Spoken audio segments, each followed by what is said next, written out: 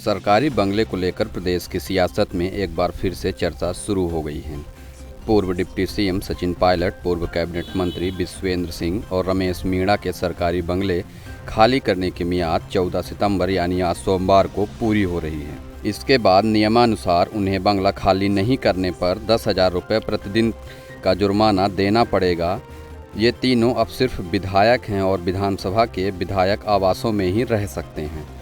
तीनों को 14 जुलाई को बर्खास्त किया गया था। नियमानुसार अब ये सामान्य प्रशासन विभाग के बंगलों में नहीं रह सकते हैं, क्योंकि ये बंगले सिर्फ मंत्रियों के लिए ही आवंटित किए जाते हैं। इसमें सचिन पायलट, विश्वेंद्र सिंह के बंगले सिविल लाइंस में व रमेश मीणा का बंगला गांधीनगर में है। हालांकि राज्य सरकार ने ऐसे ही मामले में पूर्व सीएम वसुंधरा राजे को राहत देने के लिए उनके बंगले समेत 4 बंगलों को सामान्य प्रशासन विभाग से विधानसभा के पूल में डाल दिया था। विधानसभा पूल से ये बंगले उन नेताओं को आवंटित हो सकेंगे जो पूर्व सीएम, केंद्र सरकार में कैबिनेट मंत्री रहे या राज्य में मंत्री और 3 बार विधानसभा के सदस्य रहे, या फिर राजस्थान सरकार में कैबिनेट मंत्री और 2 बार विधानसभा सदस्य या फिर 2 बार सांसद रहे हों। राजस्थान हाईकोर्ट ने 2019 में पूर्व मुख्यमंत्रियों से सरकारी बंगले खाली करवाने का आदेश दिया था। इसमें वसुंधरा राजे का सरकारी बंगला भी शामिल था। हाईकोर्ट के आदेश के बावजूद सरकार ने बंगला खाली नहीं कराया।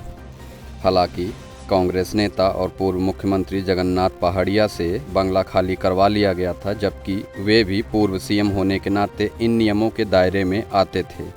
इनके अलावा राज्यसभा सांसद डॉक्टर किरोड़ी लाल मीणा से भी सरकारी बंगला खाली करवाया गया। हालांकि जिन नियमों के तहत राज्य को विधानसभा पूल में बंगला दिया गया है, उसमें पायलट व विश्वेंद्र सिंह भी आते हैं। पायलट केंद्र में मंत्री, सांसद, कैबिनेट मंत्री रह चुके हैं व मौजूदा विधायक भी हैं। विश्वेंद्र सिंह भी 3 बार सांसद, 6 बार विधायक व कैबिनेट मंत्री रह चुके हैं और मौजूदा विधायक भी हैं।